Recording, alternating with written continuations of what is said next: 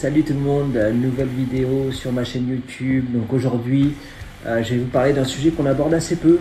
C'est les photos de groupe dans les albums. Moi, j'y attache une importance particulière en fait. Et c'est vrai, je suis assez déçu quand je vois qu'il n'y a pas de photos d'album dans mes albums que j'apprécie. Parfois, il n'y en a pas. Il y a juste le nom des gars, ce qu'ils font, gratte, guitare, basse, dans le chant.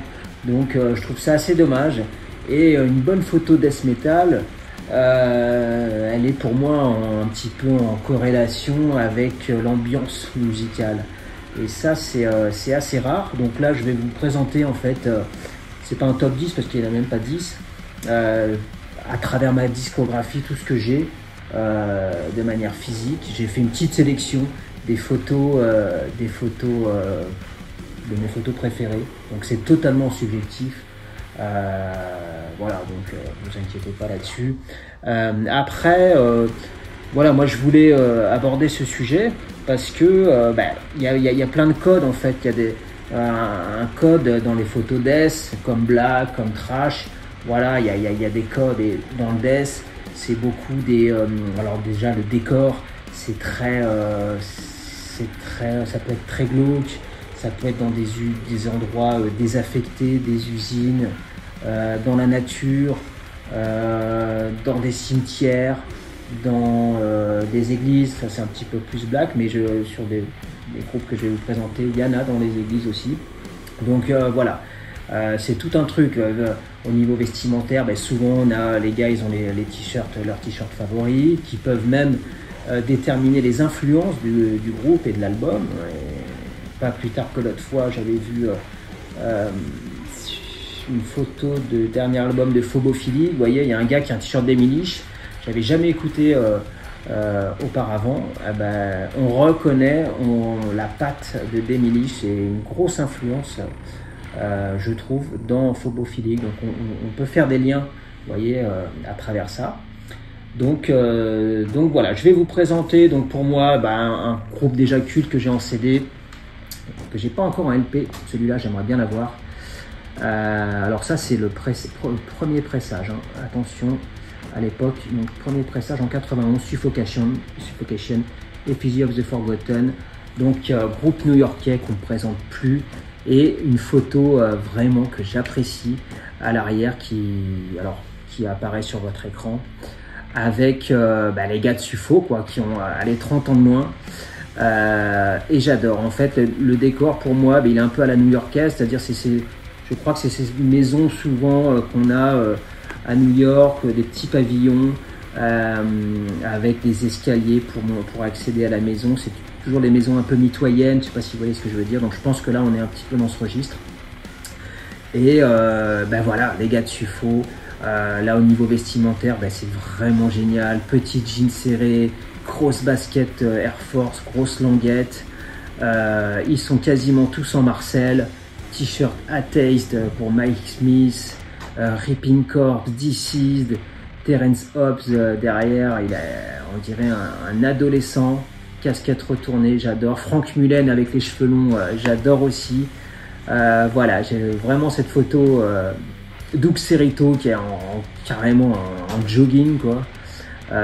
Voilà, cette photo elle respire vraiment le death metal de l'époque quoi. J'aime beaucoup cette photo. Après là beaucoup plus récent, Witch Vomit, leur dernier EP. Alors là il y a 4 titres sortis chez Tony Buck Spin, label américain. Groupe de Portland dans l'Oregon que j'ai vu au club avec malheureusement un son mais exécrable. Franchement c'était inaudible, c'était de la bouillie sonore. Je sais pas s'il y en a qui sont allés, mais en tout cas ça a été mon ressenti. Et ouais, dommage, c'est vraiment dommage. Et pourtant c'est rare au club, il y a quand même un assez bon son, mais bon bref, je vais pas commencer à m'éparpiller. Voilà, donc super groupe. Et la photo derrière qui est, vous voyez, comme je parle de décor un petit peu désaffecté, un peu glauque, derrière on a une espèce de branchage, oui. Voilà, on sait pas trop, il y a une espèce d'émanation qui sort là d'une bouche d'égout, je sais pas. Enfin, voilà, super attitude des gars, pas très souriant, de toute façon c'est pas l'objectif. Et justement, c'est ça qu'on aime. Petit cuir pour la nana qui est à la gratte. Il y a du Marcel, il y a des lunettes de soleil. J'aime beaucoup cette photo. Vraiment très bien prise et qui est vraiment là aussi en accord avec ce très bon album. Enfin, ce mini album récemment sorti. Voilà, Witch Vomit, Abhorrent Rapture. Je vous mettrai les liens d'ailleurs. Je l'avais pas fait dans les premières vidéos, mais je vous mettrai les liens si vous êtes intéressé d'aller écouter ça. La Ataraxie, très bon groupe aussi. J'ai toutes leurs discos en LP. Groupe espagnol assez sous-coté. Alors ça, c'est leur dernier, très très bon. The Last Mirror, sorti chez Misako Ojo. Je vous en avais parlé, c'est un label anglais qui porte pas du tout son nom. Excellent death avec une patte Ataraxie. On reconnaît tout de suite ce groupe. J'aurais du mal à vous le décrire, mais voilà, ça mériterait vraiment à être beaucoup plus je sais qu'il tourne en Espagne, il tourne assez peu en Europe, mais voilà, très bon groupe. Et la photo, vous voyez, donc là on est au pied d'une cathédrale, d'une église, voilà, les gars, très bonne attitude aussi. On a du cuir, il y a petit t-shirt Sadistic Intent si j'arrive à lire. Voilà, j'aime beaucoup l'attitude, le fond aussi. Voilà, là aussi ça sent vraiment le death. C'est des photos où on trouve des clichés quoi, qui retrouvent un petit peu partout. C'est pour ça c'est marrant parce que on montre ces photos là à quelqu'un qui n'y connaît rien et tout. On dit mais qu'est-ce que c'est que ces photos quoi? Les gens ils comprennent pas forcément quoi. L'univers.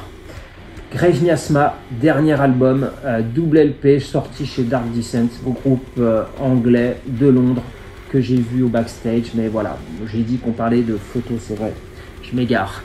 J'adore ce groupe, voilà, une espèce de dark death assez occulte, j'aime beaucoup. Donc là, vous voyez, on est dans une cathédrale, une espèce d'église avec des cierges consumés, les vitraux derrière. On regarde pas forcément l'objectif, on a la tignasse devant, on a la nuque inclinée en avant. Voilà, c'est cartouche de balle aussi en ceinture, petit jean serré, perfecto. Là, on a tous les codes. Là, on est vraiment excellente photo pour moi aussi. Voilà, Grave Miasma. Father Be Fouled.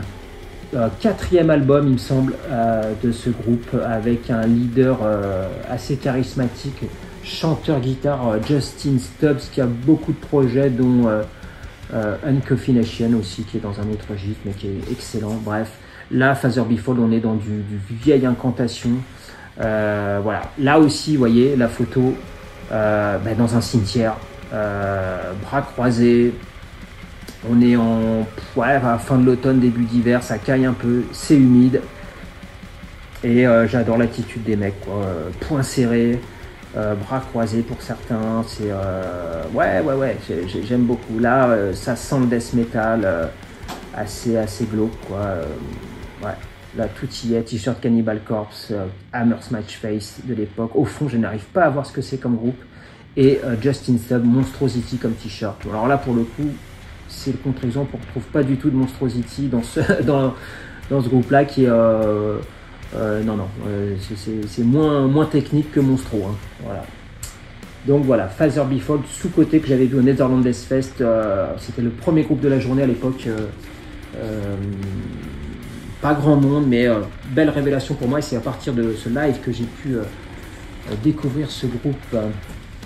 Là, groupe culte, Napalm Death, Utopia Banished, sorti chez UH, avec une photo d'album. Donc là c'est un musée, on est dans un musée anglais à l'extérieur et c'est un morceau, un énorme parpaing si on peut dire, un énorme morceau de